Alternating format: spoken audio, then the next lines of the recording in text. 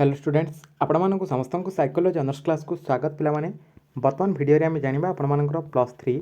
6 semester रो result विषय रे finally आपनमानकर मु जदि कहिबी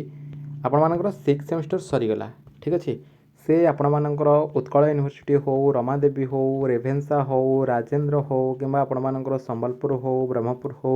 सब यूनिवर्सिटी गुडी करे आपनमानकर प्लस 3 रो 6 सेमिस्टर शेष हो गला ठीक अछि एबे आमे जदि देखिबा आपण मानकर रिजल्ट केबे आसीबो ठीक अछि पिला माने रिजल्ट केबे आसीबो आ आपण माने जेमति देखिले कि 45 दिन भितर आपण मानकर रिजल्ट आसीबो कि नै डिटेल्स रे म आपण मानको कहिबी हैला आपण जदि वीडियो को क्लिक करके आसे छथि फास्ट रु लास्ट पर्यंत देखंतु कहि भी स्किप करंतु नाही हैला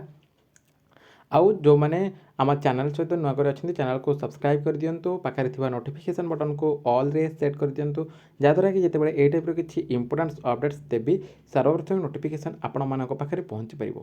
भिडियोटी मोस्ट इंपोर्टेंट रर्तमान प्लस 3 6 सेमिस्टर देथिबा समस्त छात्र छात्री मानक जो मैंने बर्तमान 2026 6 सेमिस्टर देइछन्ति ठीक अच्छे तो पिलामाने एठी आपको कहीदे कि आपण मानकर प्लस 3 6 सेमिस्टर रिजल्ट 45 दिन भितर आसो कहीं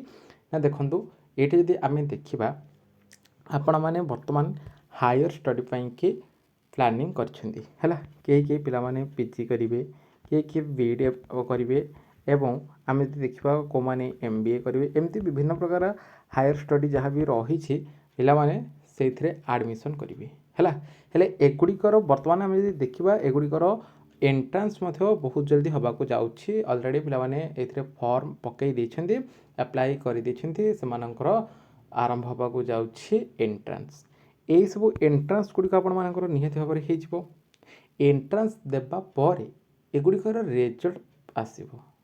ठीक अच्छे एंट्रांस देबा पर एगुड़िकर रिजल्ट आसीबो कट ऑफ मार्क अनुसार आपण को यूनिवर्सिटी कि सिलेक्टेड होती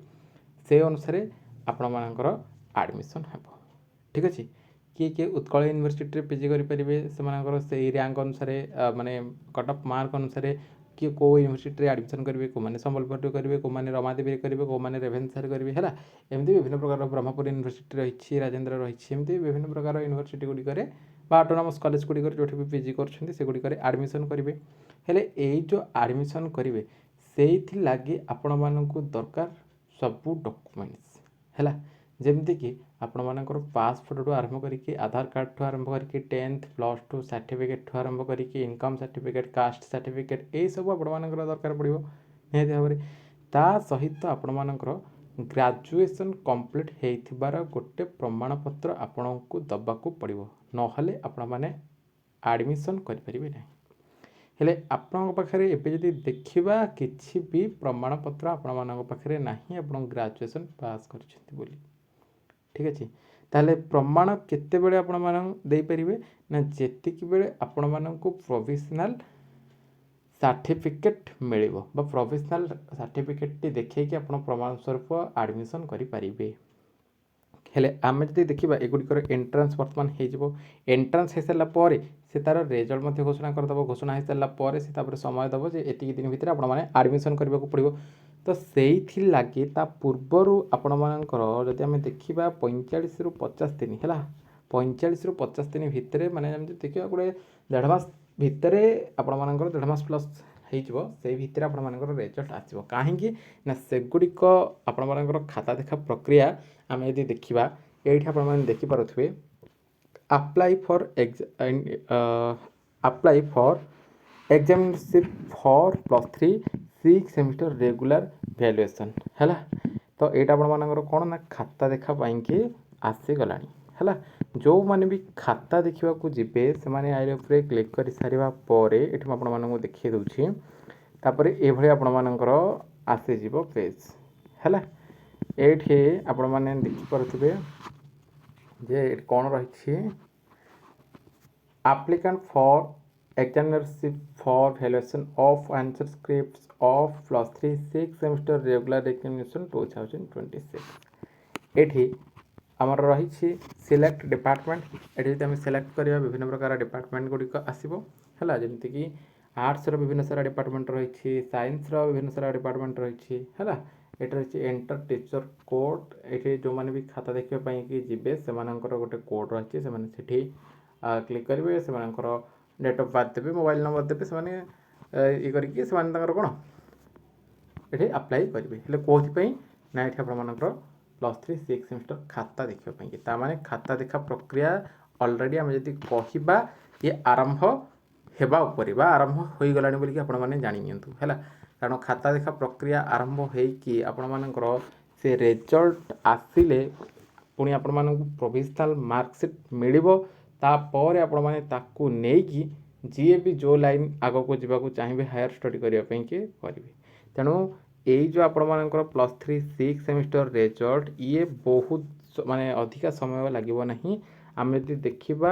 ଆପଣମାନଙ୍କର 1.5 ମାସରୁ 2 ମାସ ଭିତରେ ହିଁ, 2 ମାସ ଲାଗିବନି, 1.5 ମାସ ଭିତରେ ହିଁ ଆପଣମାନଙ୍କର ସାର୍ଟିଫିକେଟ୍ ଆସିବ ହେରି, ଠିକ୍ ଅଛି, ବା ରେଜଲ୍ଟ ପ୍ରକାଶ ପାଇଯିବ। ତେଣୁ ଯେହେତୁ ଖାତା ଦେଖା ପ୍ରକ୍ରିୟା ଆରମ୍ଭ ହୋଇଗଲାଣି, ଆଉ ଆପଣମାନେ ସମସ୍ତେ ଆମ ଚ୍ୟାନେଲ୍ ସହିତ ଯୋଡ଼ି ହୋଇକି ରହିଥାନ୍ତୁ। ଯେତେବେଳେ ବି ଆପଣମାନଙ୍କର ରେଜଲ୍ଟ ଆସିବ ସର୍ବପ୍ରଥମେ ଆପଣମାନେ ଆମ ଚ୍ୟାନେଲ୍ ମାଧ୍ୟମରେ ରେଜଲ୍ଟର ଘୋଷଣା ପାଇପାରିବେ। ତା ସହିତ ଟେଲିଗ୍ରାମ ଚ୍ୟାନେଲରେ ପିଲାମାନେ ଯେଉଁମାନେ ବି ଜଏନ୍ ହେଇନାହାନ୍ତି, ଟେଲିଗ୍ରାମ ଚ୍ୟାନେଲର ଲିଙ୍କ୍ ମୁଁ ଦେଇଦେଇଛି ଭିଡ଼ିଓର ଡେସ୍କ୍ରିପସନ୍ ବକ୍ସରେ, ଆପଣମାନେ ଯାଇକି ଟେଲିଗ୍ରାମ ଚ୍ୟାନେଲରେ ମଧ୍ୟ ଜଏନ୍ ହେଇପାରିବେ।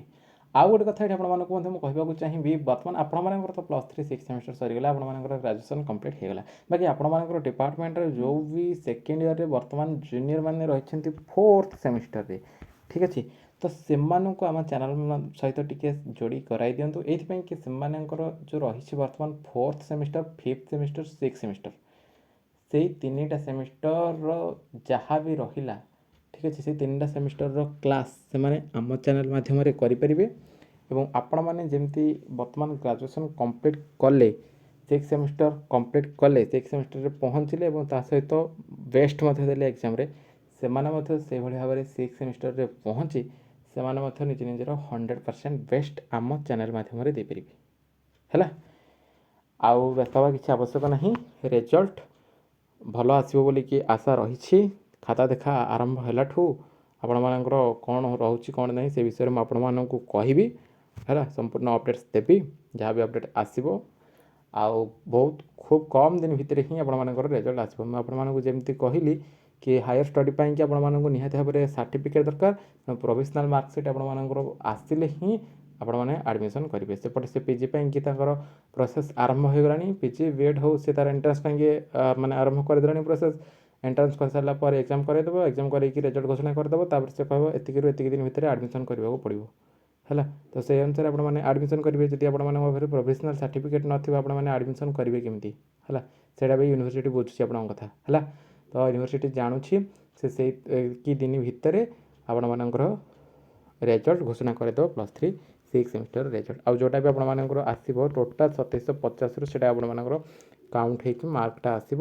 CGPA ଆପଣମାନଙ୍କର ସେଇଟା ଗ୍ରେଡ୍ ରହୁଛି। ସବୁ ସେମିଷ୍ଟରରେ ଆପଣମାନଙ୍କର SGPA ରହୁଥିଲା, ସବୁ SGPA ମିଶିକି ବର୍ତ୍ତମାନ CGPA ହେଇକି ଆପଣମାନଙ୍କର ସେଇଟା ମାର୍କଟା ଆସିବ ହେଲା।